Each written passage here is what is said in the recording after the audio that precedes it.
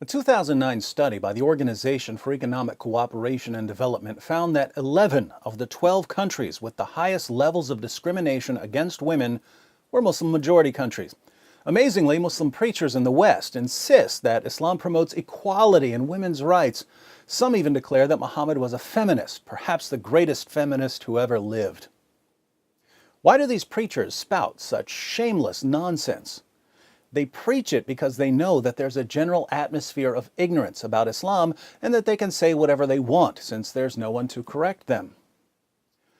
I suggest that the first step on the path to reducing the gender gap in Muslim countries is an informed population of free people who will not fall for false claims about Islam and who can therefore draw attention to the real source of the problem. With this in mind, I present 3 Quran verses every woman should know.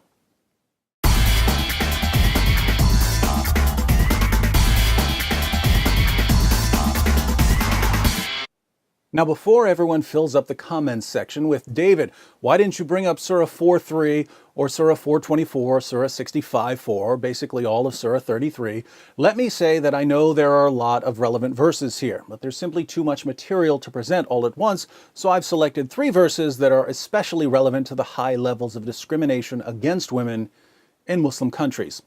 First, Surah 2, verse 282 of the Quran is an outrageously long verse dealing with contracts.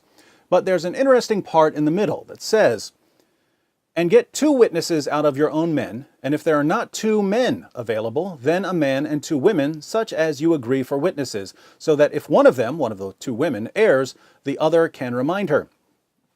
If 2 men aren't available as witnesses, then get a man and 2 women." Here we find the Islamic principle that the testimony of a woman is worth half the testimony of a man.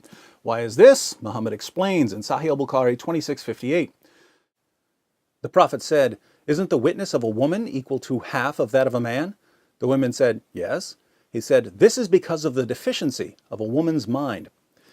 The testimony of women is unreliable because women are, by nature, stupid. These teachings of Allah and Muhammad, combined with other problematic teachings, such as the need for 4 male witnesses if you're accusing someone of sexual sin, have made it enormously difficult for Muslim women to testify against men in court. According to the New York Times, human rights workers have noted that as many as half of the women who report being raped in Pakistan are charged with adultery. Second, in Surah 2, verse 223, Allah says, "Your wives are a tilth for you, so go to your tilth when or how you will." We don't use the word tilth much nowadays. A tilth is a patch of ground that you plow so you can sow your seed. The Quran says that women are a tilth that you approach whenever and however you want. The historical background to this verse, according to Sunan Abu Dawud 2158 and 2159, which you can read by clicking the link in the description box, is that when Muslims moved to Medina, they began marrying women from Medina, and the women of Medina didn't want to have sex in certain positions. One woman told her husband not to come near her if he wanted sex in these positions. Let's read what happened. This tribe of the Quraysh, that was Muhammad's tribe, used to uncover their women intensely and seek pleasure with them from in front and behind and laying them on their backs. When the Muhajirun, the Muslim immigrants, came to Medina, a man married a woman of the Ansar. He began to do the same kind of action with her, but she disliked it and said to him, "We were approached on one side, i.e. lying on our backs. Do it so, otherwise keep away from me." This matter of theirs spread widely, and it reached the Apostle of Allah. So Allah, the Exalted, sent down the Quranic verse, "Your wives are a tilth to you, so come to your tilth however you will," i.e. from in front, from behind, or lying on the back. So a woman says, "I refuse to have sex in these positions." Allah's response to her husband is, "She's your tilth, your field for sowing your seed, plow her however you want." Muhammad obviously took this verse seriously, since he made it clear that when a man wants sex, a woman has to drop whatever she's doing and satisfy him. In Sunan Ibn Majah 1853, Muhammad declares, "No woman can fulfill her duty towards Allah until she fulfills her duty towards her husband. If he asks her for intimacy, even if she is on her camel saddle, she should not refuse." In Jami at-Tirmidhi 1160, Muhammad adds, "When a man calls his wife to fulfill his need, then let her come, even if she is at the oven." Third, Some women aren't as quick to obey their husbands as Allah and Muhammad demand. So what are Muslim men supposed to do about rebellious wives? Allah answers in Surah 4, verse 34.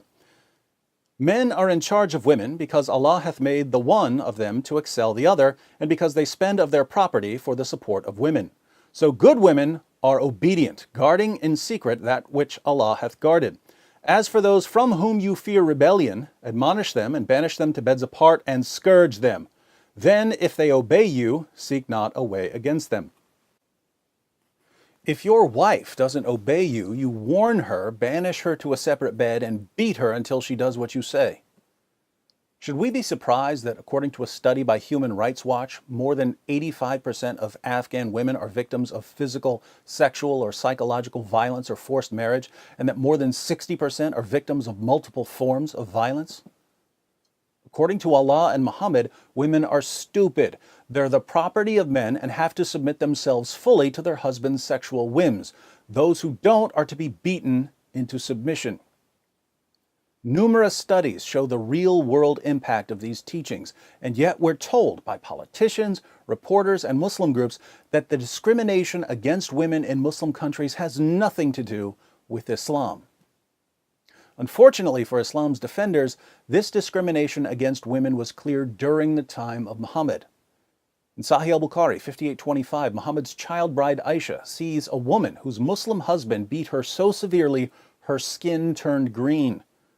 Aisha takes the woman to Muhammad and says, "I have not seen any woman suffering as much as the believing women. Look, her skin is greener than her clothes." This is Aisha, Muhammad's favorite wife, who's called the mother of the faithful, saying that Muslim women were being treated worse than pagan women. Why were Muslim women being treated so horribly? Here's why. And if you're expecting Muhammad to punish the man who beat his wife until her skin turned green, you haven't been listening. Muhammad rebuked the woman for being a bad wife. So Muslim women were viciously oppressed in the earliest Muslim community, and here we are 14 centuries later, and the situation hasn't changed. Why hasn't it changed? Because many Muslim communities today take that first Muslim community as their model. They take the teachings of Muhammad and the Quran as authoritative. If we want to see lasting change in our lifetimes, we have to challenge the pattern laid down by Muhammad and the Quran. So learn these 3 verses, share them with your friends, share the video. You can get all of the verses and all of the sources I quoted by clicking the link below. And if you haven't subscribed yet, you have 5 seconds to click this subscribe button.